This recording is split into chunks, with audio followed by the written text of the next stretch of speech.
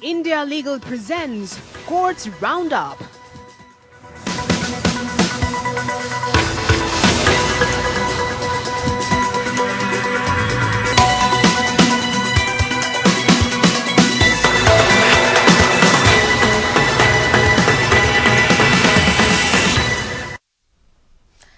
नमस्कार, मैं हूं आपके साथ नेहा दुबे। कोर्ट्स राउंडअप में आपका बहुत स्वागत है। इस बुलेटिन में अगले आधे घंटे हम आपको कोर्ट से जुड़ी तमाम छोटी बड़ी खबरों से करवाएंगे रूबरू। कोर्ट की कार्रवाई सुप्रीम कोर्ट से लेकर हाई कोर्ट्स और लो कोर्ट्स तक के फैसलों को रखेंगे आपके सामने। आगे बढ़ने से पहले एक नजर हेडलाइंस पर।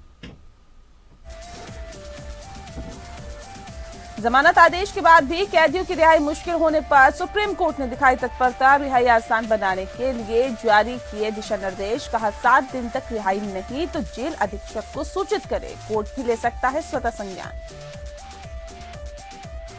सुप्रीम कोर्ट ने सभी अदालतों में हाइब्रिड सुनवाई के पक्ष में कहा न्याय वितरण प्रणाली को करेंगे मजबूत। पीएम मोदी पर डॉक्यूमेंट्री मसले पर सुप्रीम कोर्ट ने हिंदू सेना को बीबीसी पर प्रतिबंध लगाने की मांग वाली याचिका का कल उल्लेख करने का दिया निर्देश।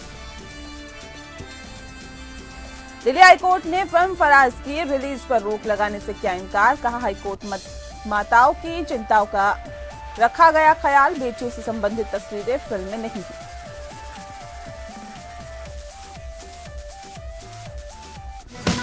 India Legal presents Courts Roundup.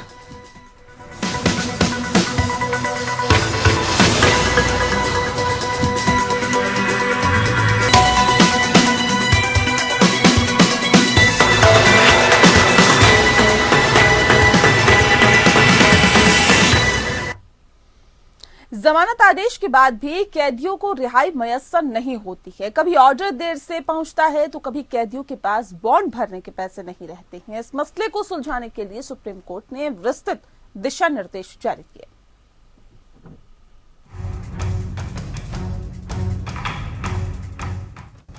जमानत मिलने के बावजूद पैसों की कमी या अन्य किसी कारण से रिहाई नहीं होने का मामला गंभीर है।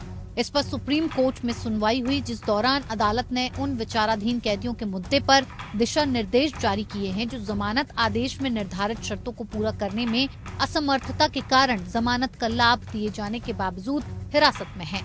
ये दिशा निर्देश हैं। बेल के अगले दिन कैदी को ईमेल द्वारा जमानत आदेश की सॉफ्ट कॉपी भेजनी होगी। बेल से 7 दिनों के भीतर रिहाई नहीं तो जेल अधीक्षक डीएलएसए को सूचित करे। एनआईसी ई जेल सॉफ्टवेयर में आवश्यक फील्ड बनाने का प्रयास करेगा ताकि जेल विभाग द्वारा जमानत देने की तारीख और रिहाई की तारीख दर्ज की जा सके। अभियुक्तों की आर्थिक स्थिति का पता लगाने के लिए पैरा लीगल वॉलंटियर्स की मदद। रिहाई के बाद बेल बॉन्ड की मांग पर कोर्ट अस्थायी जमानत देने पर विचार कर सकती है। बेल की तारीख से 1 महीने के भीतर बेल बॉन्ड प्रस्तुत नहीं होता, कोर्ट स्वतः संज्ञान में ले सकता है। ये निर्देश 3 एमिकस क्यूरी द्वारा अदालत में प्रस्तुत विस्तृत और व्यापक सुझावों का हिस्सा है। एएसजी केएम नटराज से चर्चा के बाद एडवोकेट गौरव अग्रवाल, लिज मैथ्यू और देवांश ए मोहता को एमिकस क्यूरी नियुक्त किया गया था।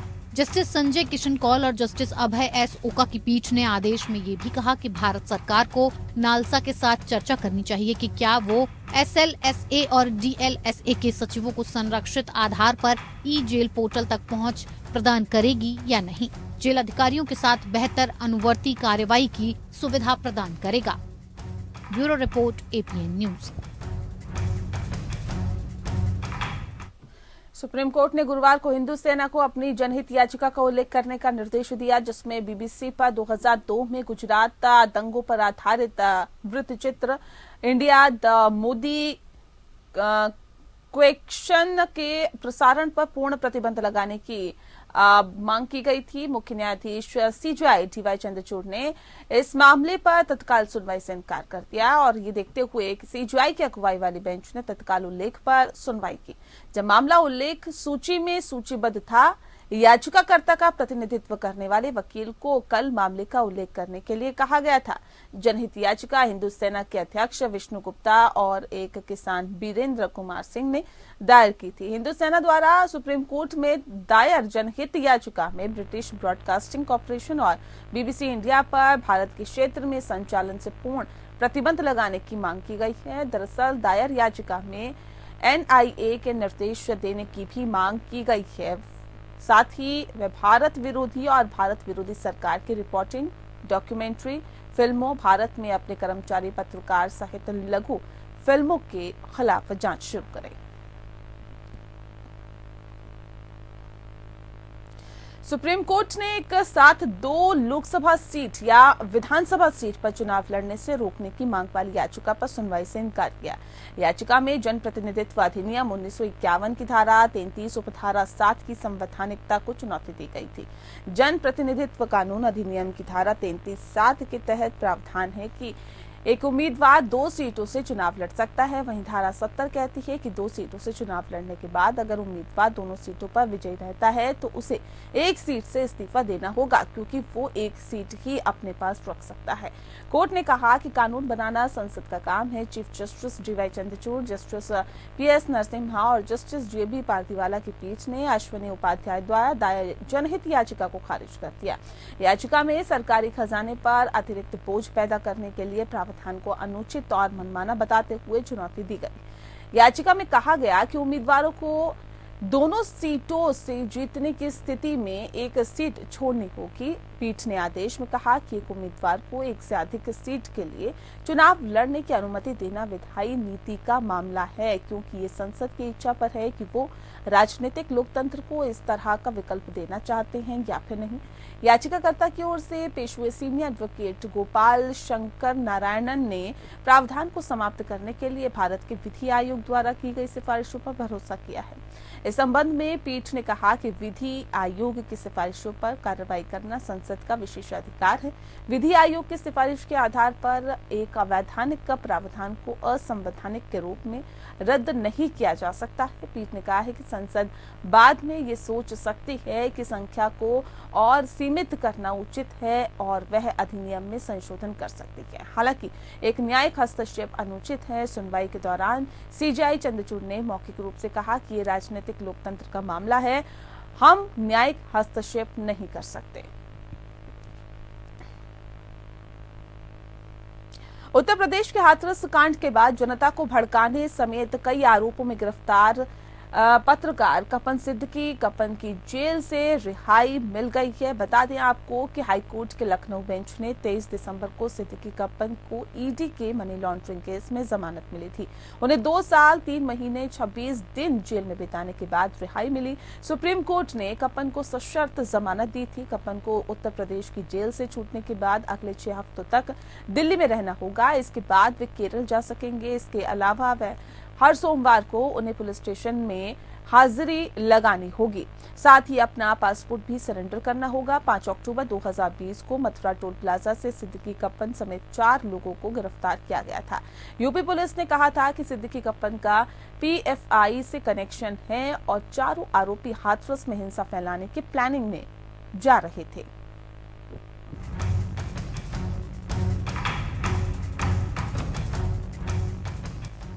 लखनऊ की जेल में बंद केरल के पत्रकार सिद्दीकी कप्पन की जेल से रिहाई हो गई। 23 दिसंबर को हाई कोर्ट ने सिद्दीकी कप्पन को सशर्त जमानत दी थी। हाई कोर्ट से जमानत मिलने के बाद PMLA कोर्ट के विशेष न्यायाधीश संजय शंकर पांडे ने कप्पन को 1-1 लाख रुपए की 2 जमानतें और इसी धनराशि का मुचलका दाखिल करने पर जमानत पर रिहा करने का आदेश दिया था। लखनऊ की जेल से छूटने के बाद कप्पन को अगले 6 हफ्तों तक दिल्ली में रहना होगा। इसके बाद वे केरल जा सकेंगे। इसके अलावा हर सोमवार को उन्हें पुलिस स्टेशन में हाजिरी देना होगा। साथ ही अपना पासपोर्ट भी सरेंडर करना होगा। कप्पन पर गैर कानूनी गतिविधि निरोधक अधिनियम, IT अधिनियम, भारतीय दंड विधान की विभिन्न धाराओं में मामले दर्ज किए गए थे। 23 दिसंबर को हाईकोर्ट ने सिद्दीकी कप्पन को सशर्त जमानत दी थी। हाईकोर्ट से जमानत मिलने के बाद PMLA कोर्ट के विशेष न्यायाधीश संजय शंकर पांडे ने कप्पन को 1-1 लाख रुपए की 2 जमानतें और इसी धनराशि का मुचलका दाखिल करने पर जमानत पर रिहा करने का आदेश दिया था। रिलीज ऑर्डर में इस बात का जिक्र है कि अगर वो किसी और मामले में वांछित ना हो तो उन्हें जमानत पर रिहा किया जाए। आपको बता दें कि 9 सितंबर 2022 को कप्पन को UAPA केस में सुप्रीम कोर्ट ने जमानत दे दी थी, लेकिन उनके खिलाफ PMLA का मामला लंबित था। कप्पन की ओर से 9 जनवरी को जमानतनामे कोर्ट में दाखिल किए गए थे। इस पर कोर्ट ने जमानतदारों की हैसियत का सत्यापन कराए जाने का आदेश दिया था। जमानतदारों और उनके द्वारा दाखिल दस्तावेजों का सत्यापन हो गया, जिस पर कोर्ट ने आरोपी को रिहा करने का आदेश दे दिया है। चर्चित हाथरस कांड के दौरान कथित पत्रकार सिद्दीकी कप्पन को गिरफ्तार किया गया था। कप्पन पर हवाला से धन प्राप्त कर देश विरोधी कार्यों में प्रयोग करने समेत अन्य आरोपों का संज्ञान लेकर ईडी ने कप्पन पर कार्रवाई की थी। 5 अक्टूबर 2020 को हाथरस में हिंसा भड़काने की साजिश रचने के आरोप में मथुरा पुलिस ने कप्पन समेत 5 लोगों को गिरफ्तार कर जेल भेजा था। मथुरा जेल से उसे 21 दिसंबर 2021 को लखनऊ जिला जेल में शिफ्ट किया गया। कप्पन तब से जिला जेल लखनऊ में बंद था। आरोप है कि विवेचना में पता चला कि पीएफआई के सदस्य के रऊफ और अन्य सदस्यों को एक षड्यंत्र के तहत विदेश से 1 करोड़ 38 लाख रुपए दिए गए थे। Bureau report. वहीं व्हाट्सएप ने सुप्रीम कोर्ट में बताया कि लोग उसकी 2021 की प्राइवेसी पॉलिसी से बाध्य नहीं हैं और न ही नए डेटा कानून आने तक एप्लीकेशन के काम पर असर होगा। इस पर कोर्ट ने व्हाट्सएप को निर्देश दिए कि वह इस बारे में 5 नेशनल अखबारों में कम से कम 2 बार फुल पेज विज्ञापन दे, जिससे लोगों को इस बारे में पता चल सके। 5 जजों की संवैधानिक पीठ व्हाट्सएप की निजता पर सुनवाई कर रही है।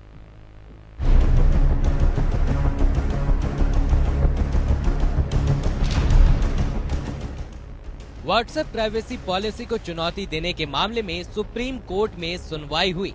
Justice KM. जोसेफ की अध्यक्षता वाली 5 जजों की संविधान पीठ ने मामले की सुनवाई के दौरान व्हाट्सएप से इन बातों का व्यापक प्रचार करने को कहा कि लोग उसकी 2021 की पॉलिसी मानने को फिलहाल बाध्य नहीं हैं।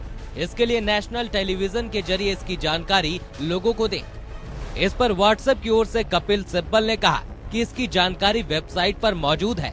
इस पर जस्टिस जोसेफ ने कहा कि वेबसाइट पर कौन दिखाता है, आप इसे टीवी पर भी दें। हालांकि सुप्रीम कोर्ट ने अपने आदेश में कहा कि लोग व्हाट्सएप की 2021 की पॉलिसी मानने को फिलहाल बाध्य नहीं होने की जानकारी 5 राष्ट्रीय समाचार पत्रों में विस्तृत रूप से जानकारी देगा। इसके अलावा कोर्ट ने अपने आदेश में केंद्र सरकार के इस आश्वासन को भी नोट किया, जिसमें कहा गया है कि मार्च में संसद में नया डेटा प्रोटेक्शन बिल लाया जाएगा। सुप्रीम कोर्ट में व्हाट्सएप ने कहा कि पॉलिसी के अनुसार वो अपने यूजर्स का सेंसिटिव पर्सनल डेटा प्रोसेस नहीं करता है।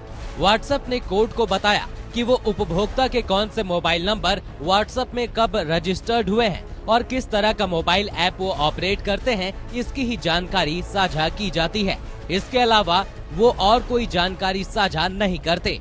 इसके बाद कोर्ट ने मामले में दिशा निर्देश जारी करने के लिए 11 अप्रैल की तारीख तय कर दी। इससे पहले हुई सुनवाइयों में सुप्रीम कोर्ट के सामने केंद्र सरकार ने निजी कंपनियों के लोगों के पर्सनल डेटा शेयर करने का विरोध किया था। केंद्र ने कहा कि डेटा शेयर करना जीने के अधिकार के खिलाफ है। पर्सनल डेटा संविधान के आर्टिकल 21 राइट टू लाइफ यानी जीने के अधिकार का अभिन्न अंग है। टेलीकॉम कंपनियां या सोशल नेटवर्किंग कंपनियां आसानी से किसी उपभोक्ता का डेटा तीसरे पक्ष को शेयर नहीं कर सकती और अगर कंपनियां उपभोक्ता के करार का उल्लंघन करती है तो सरकार को दखल देना होगा और कानून बनाना होगा। सुप्रीम कोर्ट में दाखिल याचिका में कहा गया है कि ये निजता के अधिकार का उल्लंघन है। Bureau report, APN news. Delhi high court ने फिल्म निर्माता हंसल मेहता की फिल्म फराज की रिलीज पर रोक लगाने से इनकार किया। फिल्म शुक्रवार को रिलीज हो रही है। ये फिल्म 1 जुलाई 2016 को ढाका, बांग्लादेश में हुए आतंकवादी हमले पर आधारित है।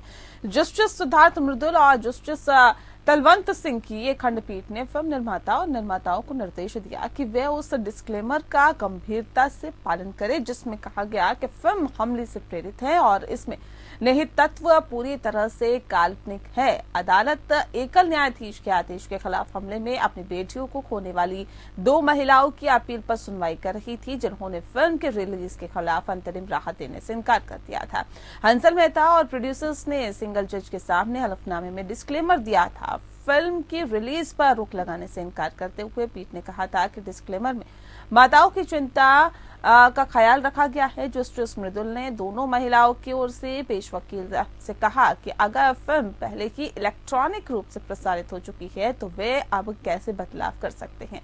अदालत ने अपील पर आगे मुकदमा चलाने के निर्देश मांगने के लिए माताओं की ओर से पेश होने वाले वकील के अनुरोध पर अपील में सुनवाई स्थगित कर दी है। अदालत ने प्रतिवादियों की ओर से की गई स्पष्ट दलीलों पर भी ध्यान दिया और बेटियों से संबंधित तस्वीरें फिल्म में नहीं है। मामले की सुनवाई अब 22 फरवरी को होगी। पिछली सुनवाई के दौरान माताओं की ओर से वरिष्ठ अधिवक्ता अखिल सिब्बल ने अदालत को सूचित किया था कि फिल्म निर्माता मेहता और निर्माताओं ने उन्हें रिलीज से पहले ही फिल्म देखने की अनुमति नहीं दी है।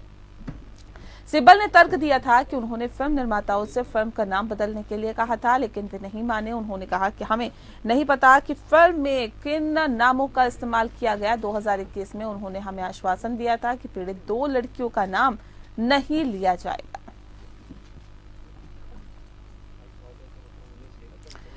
दिल्ली हाईकोर्ट ने कथित टेरर फंडिंग के यूएपीए मामले में अलगाववादी नेता नईम अहमद खान की जमानत याचिका पर राष्ट्रीय जांच एजेंसी से जवाब मांगा है। बता दें कि जस्टिस सिद्धार्थ मृदुल और जस्टिस तलवंत सिंह की खंडपीठ ने दिसंबर 2022 में उन्हें जमानत देने से इनकार करने की निचली अदालत के आदेश के खिलाफ खान की अपील पर नोटिस जारी किया। अब इस मामले की सुनवाई 23 मार्च को होगी। खान पर राष्ट्रीय जांच एजेंसी द्वारा कश्मीर घाटी में अशांति पैदा करने का आरोप लगाया गया है। उसे 24 जुलाई 2017 को गिरफ्तार किया गया था। खान आपको बता दें कि 14 अगस्त 2017 से न्यायिक हिरासत में है। स्पेशल जज ने पिछले महीने मामले में ऑल पार्टीज हुर्रियत कॉन्फ्रेंस कार्यालय को कुर्क करने का आदेश दिया था।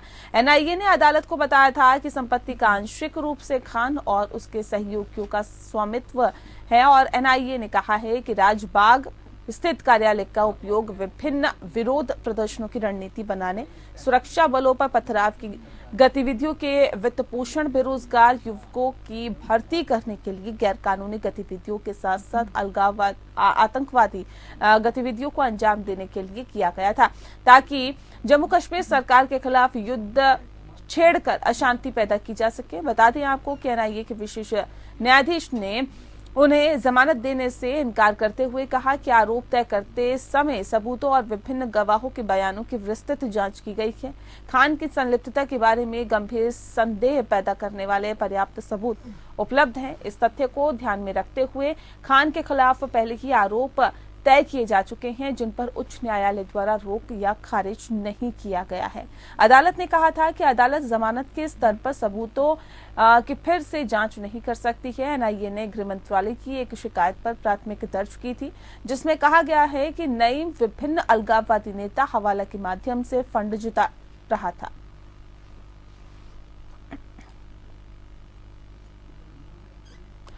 कलकत्ता हाईकोर्ट ने आतंकवादी संगठन अल बदर से जुड़े एक पाकिस्तानी नागरिक को दी गई आजीवन कारावास की सजा को बरकरार रखा है। बता दें कि जो बांग्लादेश के माध्यम से अवैध रूप से भारतीय क्षेत्र में प्रवेश करने और आतंकवादी गतिविधियां को अंजाम देने के उद्देश्य से जम्मू कश्मीर की राजधानी श्रीनगर जा रहा था। दोषी को स्पेशल टास्क फोर्स कोलकाता ने 19 मार्च 2009 को इंटरसेप्ट करने के बाद गिरफ्तार किया था और उसके पास विस्फोटक पदार्थ और जाली ड्राइविंग लाइसेंस और वोटर आईडी कार्ड पाया था। 15 मार्च 2021 को प्रथम फास्ट ट्रैक कोर्ट कलकत्ता के अतिरिक्त सत्र न्यायाधीश ने आरोपी को भारतीय दंड संहिता की धारा 121 के तहत भारत सरकार के खिलाफ युद्ध छेड़ने के अपराध के साथ साथ आईपीसी के अन्य प्रावधानों, विदेशी अधिनियम और विस्फोटक पदार्थ अधिनियम के तहत दोषी ठहराया था। इस आदेश के खिलाफ मौजूदा अपील दायर की गई थी। प्रतिद्वंदी दलीलों के अवलोकन के बाद जस्टिस देबांशु बसाक और जस्टिस मोहम्मद शबर रशीदी की खंडपीठ ने कहा कि विदेशी मूल के एक व्यक्ति ने बिना यात्रा दस्तावेजों के भारतीय क्षेत्र में प्रवेश किया और वह विस्फोटक पदार्थ और आपत्तिजनक साहित्य के साथ ही आतंक प्रभावित क्षेत्र की ओर बढ़ रहा था। मामले की परिस्थितियां ये अनुमान संभव है कि उसकी कार्रवाई एक प्रयास के दायरे में थी और भारत सरकार पर युद्ध छेड़ने की साजिश में उसकी संलिप्तता थी। न्यायालय ने कहा कि दोषी ने आवश्यक वैध दस्तावेजों के बिना भारत में प्रवेश किया था और यहां रुका था। ये भी ध्यान में रखा जा सकता है कि उसके पास एक प्लास्टिक कंटेनर पाया गया था, जिसके बाद जांच की गई और पाया गया कि ये अमोनियम नाइट्रेट और पेट्रोलियम हाइड्रोकार्बन का मिश्रण है, जो उच्च विस्फोटक पदार्थ है। लेकिन पूछताछ में उसने खुद को शहबाज इस्माइल के रूप में अपनी पहचान बताई, जो पाकिस्तान के जिला डेरा गाजी खान का निवासी बताया गया था, जिसके बाद न्यायालय ने सत्र न्यायालय द्वारा दोष सिद्ध के आदेश और आजीवन कारावास की सजा को बरकरार रखा।